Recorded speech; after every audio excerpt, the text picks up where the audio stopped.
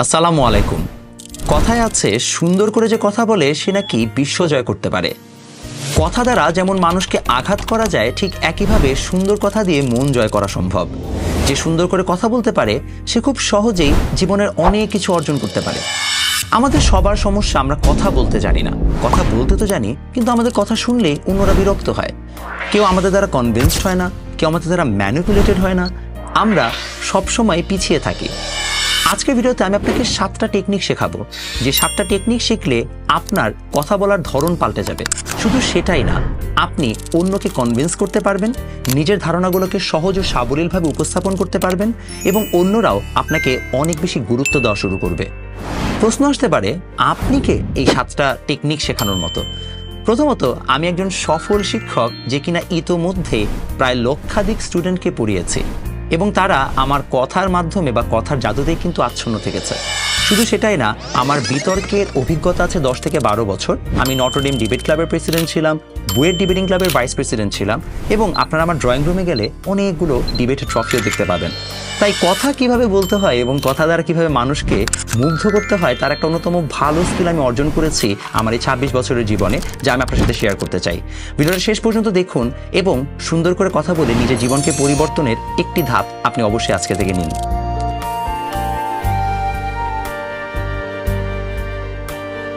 Technique 1 হচ্ছে শব্দ ভান্ডার বৃদ্ধি। আপনাকে অবশ্যই কথা বলতে হলে আপনার শব্দ ভান্ডারকে বাড়াতে হবে। এখন আপনার যদি শব্দ ভান্ডার অনেক কম থাকে, তাহলে আপনি সুন্দর করে কথা বলতে পারবেন না। কারণ আপনি সবসময় কোন একটা মনোভাব প্রকাশ করতে গেলে মনে হবে যে আচ্ছা, আমি না এক্স্যাক্ট রাইট ওয়ার্ড বা একদম যে শব্দটা দিলে আমার মনের ভাবটা প্রকাশিত হবে সেটা খুঁজে পাচ্ছি না। যেমন আমি আপনাকে সহজ একটা বিষয় বোঝাই। ইচ্ছা, এই একটা শব্দ দিয়ে আপনি কিন্তু সব ধরনের ক্ষেত্রেই ব্যবহার করতে পারেন। যে আমার ইচ্ছা হচ্ছে না এখন এখানে যেতে, আমার ইচ্ছা আমি একজন অনেক বড় হব, আমার না এই বিষয়টা এখন আর ভালো লাগছে না, ইচ্ছে করছে না।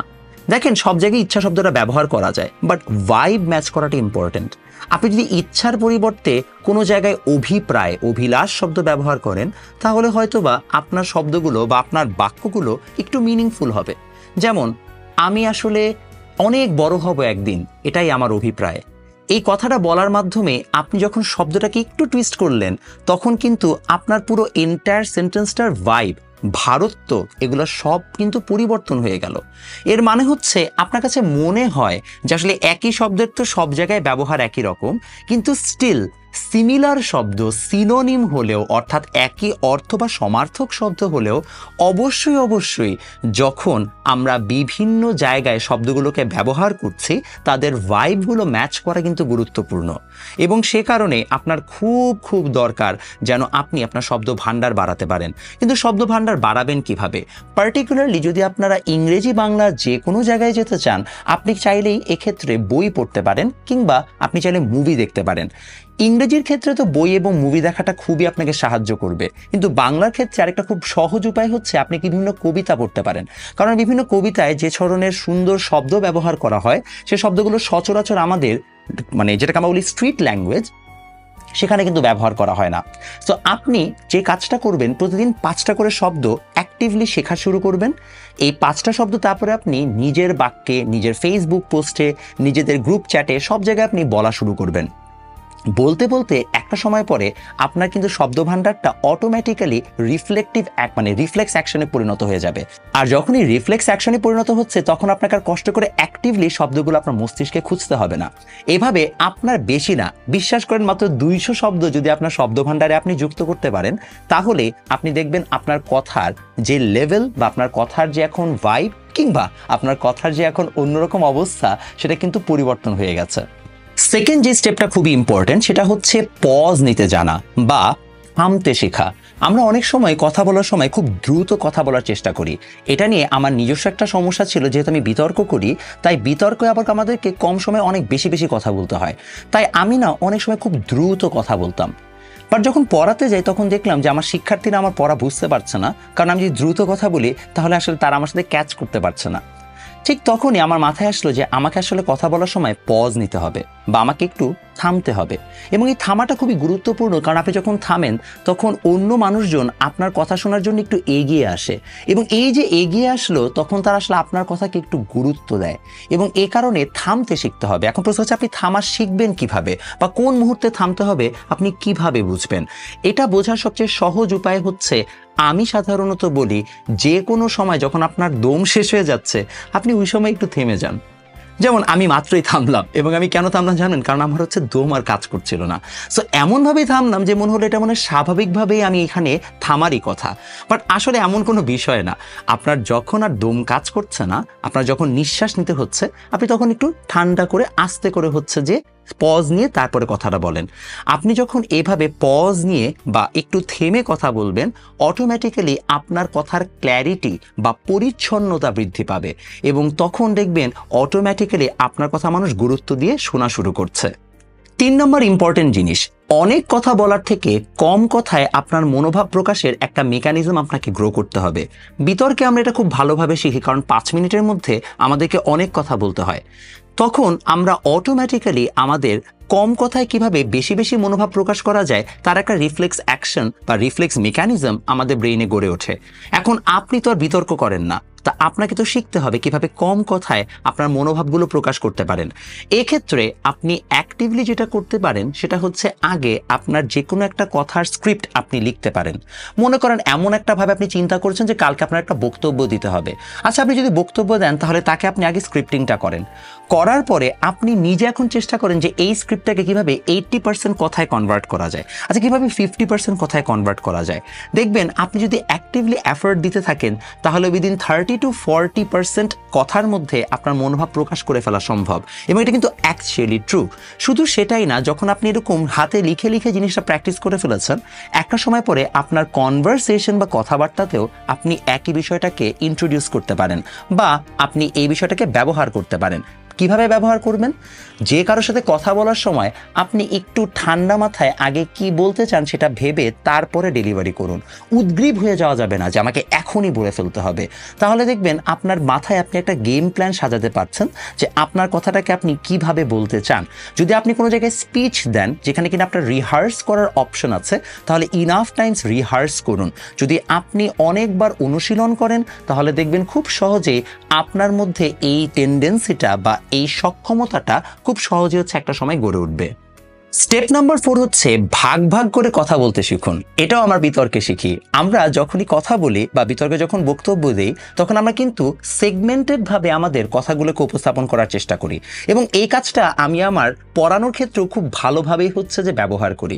সাধারণত যারা আমার কাছে পড়েছো বা যারা আমার কখনো পড়ানোর ভিডিও দেখে থাকবা, আমি পড়ানোর সময় টপিক ভিত্তিকভাবে পড়াই, যে এটা টপিক 1। টপিক 1-এ আজকে আমাদের 4টা ফর্মুলা লাগবে, 4টা ফর্মুলা দিয়ে 8টা ম্যাথ করা সম্ভব, এবং এই 8টা ম্যাথ দিয়ে আজকে আমরা এই কাজগুলো করব। এই যে কথাগুলো আমি বলছি, এই কথাগুলো যখন বলা হয় তখন কিন্তু আসলে আমি ভাগ করে করে আমার স্পিচটাকে বা বক্তব্যটাকে অডিয়েন্সের কাছে বা মানুষের কাছে উপস্থাপন করি, এবং এক্ষেত্রে স্টেপ বাই স্টেপ আলোচনা করাটা খুব ভালোভাবে কাজে দেয়।